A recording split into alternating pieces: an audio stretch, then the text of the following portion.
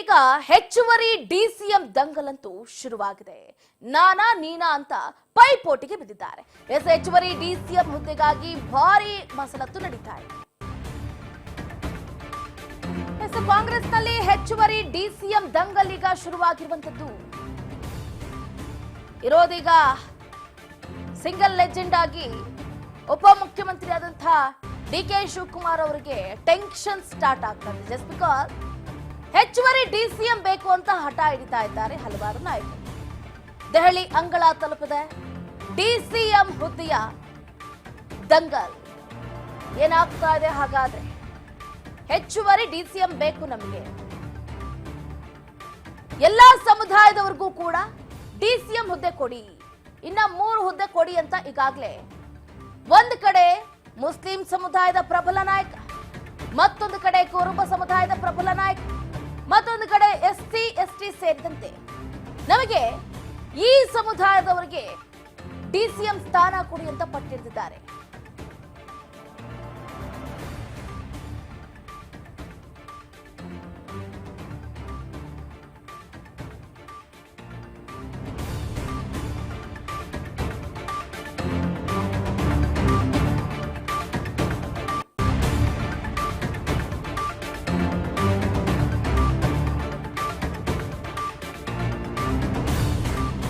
ಈಗಾಗಲೇ ಡಿಸಿಎಂ ದಂಗಲ್ನಿಂದ ಡಿಕೆಶಿ ಕಂಗಾಲಾಗೋಗ್ಬಿಟ್ಟಿದ್ದಾರೆ. ಹೆಚ್ಚುವರಿ ಡಿಸಿಎಂ ಹುದ್ದೆ ಕೇಳಿದ್ರು ಅಂದ ತಕ್ಷಣ ಡಿಕೆ ಶಿವಕುಮಾರ್ ತಲ್ಲಣಗೊಂಡಿದ್ದಾರೆ. ಕೆಪಿಸಿಸಿ ಅಧ್ಯಕ್ಷ ಸ್ಥಾನ ಡಿಸಿಎಂ ಸ್ಥಾನಕ್ಕೂ ಕೂಡ ಕೂತು. ಡಿಸಿಎಂ ಸ್ಥಾನಕ್ಕೆ ರಾಜೀನಾಮೆ ಕೊಡ್ತಾರ ಹಾಗಾದ್ರೆ? ಬಂಡೆ ಆಪ್ತರ ಬಳಿ ರಾಜೀನಾಮೆ ವಿಚಾರವನ್ನು ಕೂಡ ಪ್ರಸ್ತಾಪ ಮಾಡಿದ್ದಾರಂತೆ ಡಿಕೆ ಶಿವಕುಮಾರ್. ಇಲ್ಲಿ ಏನಂತಂದ್ರೆ ತಮ್ಮನನ್ನ ಗೆಲ್ಸ್ಕೊಂಡು ಬರೋದಕ್ಕೆ ಆಗ್ಲೇ ಇಲ್ಲ ಡಿಕೆ ಶಿವಕುಮಾರ್ ಅವರಿಗೆ. ಬೆಂಗಳೂರು ಗ್ರಾಮಾಂತರದಲ್ಲಿ ಡಿಕೆ ಸುರೇಶ್ ಅವರು ಡಾಕ್ಟರ್ ಮಂಜುನಾಥ್ ಅವರ ಎದುರಾಳಿಯಾಗಿ ಸ್ಪರ್ಧೆ ಮಾಡಿ ಬಹಳ ಅಂದ್ರೆ ಬಹಳ ಹೀನಾಯವಾಗಿ ಸೋಲನ್ನ ಕಂಡು, ಆ ಸೋಲು ಈಗ ಡಿಕೆಗೆ ಮುಳುವಾಗ್ತಾ ಇದೆ. ತಮ್ಮನನ್ನ ಗೆಲ್ಸ್ಕೊಂಡು ಬರೋದ್ರಲ್ಲಿ ಡಿಸಿಎಂ ಡಿಕೆ ಶಿವಕುಮಾರ್ ಎಡವಿದ್ರು. ಯಾಕಂತಂದ್ರೆ ಈ ಹಿಂದೆ ಒಂದು ಟಾರ್ಗೆಟ್ ಕೊಟ್ಟಿತ್ತು ಕಾಂಗ್ರೆಸ್ ಹೈಕಮಾಂಡ್. ನಿಮ್ಮ ಮಕ್ಕಳನ್ನ ಗೆಲ್ಸ್ಕೊಂಡು ಬರುವಂತಹ ಹೊಣೆಗಾರಿಕೆ ನಿಮ್ದೆ, ನಿಮ್ಮ ತಮ್ಮನನ್ನ ಗೆಲ್ಸ್ಕೊಂಡು ಬರುವಂತಹ ಹೊಣೆಗಾರಿಕೆ ನಿಮ್ದೆ. ಹಾಗಾಗಿ ಹಲವಾರು ಸಚಿವರು ತಮ್ಮ ಮಕ್ಕಳನ್ನ ಗೆಲ್ಸ್ಕೊಂಡು ಬರೋದಕ್ಕೆ ನಾನಾ ರೀತಿಯಾದಂತಹ ಕಸರತ್ತನ್ನ ನಡೆಸಿ ಹಂಗೋ ಹಿಂಗೋ ಗೆಲ್ಸ್ಕೊಂಡು ಬಂದ್ರು. ಇನ್ನು ಕೆಲವು ಸಚಿವರು ಬಿಜೆಪಿಯಿಂದ ಸ್ಪರ್ಧೆ ಮಾಡಿದಂತಹ ಅಭ್ಯರ್ಥಿಗಳ ಎದುರಾಗಿ ಸ್ಪರ್ಧೆ ಮಾಡಿ ಸೋತು ಸುಣ್ಣ ಆದ್ರು ಬಿಜೆಪಿ ಮುಂದೆ ಮಂಡಿ ಊರು. ಡಿಕೆ ಶಿವಕುಮಾರ್ ಕೂಡ ಅದೇ ಲಿಸ್ಟ್ ಅಲ್ಲಿ ಸೇರ್ಕೊಳ್ತಾರೆ. ತಮ್ಮನನ್ನ ಗೆಲ್ಸ್ಕೊಂಡು ಬರೋದಕ್ಕೆ ಆಗ್ಲಿಲ್ಲ. ಅದು ಈಗ ಕಾಂಗ್ರೆಸ್ ನಾಯಕರಲ್ಲಿ ಒಂದು ರೀತಿಯಾದಂತಹ ಅಸಮಾಧಾನವನ್ನ ಹುಟ್ಟುಹಾಕಿದೆ. ಡಿಸಿಎಂ ತಮ್ಮನನ್ನೇ ಗೆಲ್ಸ್ಕೊಂಡು ಬರ್ಲಿಲ್ಲ, ಇನ್ನು ಅವ್ರನ್ನ ಡಿಸಿಎಂ ಹುದ್ದೆಯಲ್ಲಿ ಏನಿಡೋದು? ನಮ್ಮ ಸಮುದಾಯಕ್ಕೂ ಡಿಸಿಎಂ ಹುದ್ದೆ ಕೊಡಿ ಅಂತ ಹಲವಾರು ನಾಯಕರು ಧ್ವನಿಯನ್ನ ಎತ್ತಿದ್ದಾರೆ.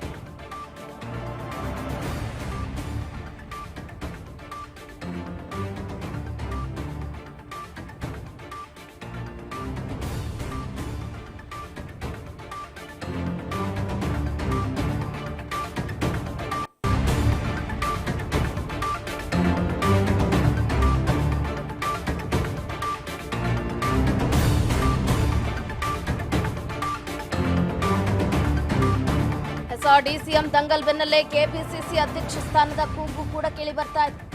ಡಿಸಿಎಂ ಕೊಡಿ, ಇಲ್ಲ ಕೆಪಿಸಿಸಿ ಅಧ್ಯಕ್ಷರ ಬದಲಾವಣೆ ಮಾಡಿ. ಎರಡು ಒಬ್ಬರೇ ಹಾಕೊಂಡು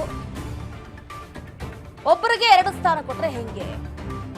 ಕಾಂಗ್ರೆಸ್ನಲ್ಲೇನು ಜನ ಕಡಿಮೆ ಇದ್ದಾರಾ? ಪಕ್ಷಕ್ಕಾಗಿ ದುಡಿದಿರೋರನ್ನು ಕಡಿಮೆ ಇದ್ದಾರೆ. ಡಿಸಿಎಂ ಡಿಕೆ ಶಿವಕುಮಾರ್ಗೆ ಎಲ್ಲ ಬೇಕು ಅಂತಂದ್ರೆ ಹೆಂಗೆ?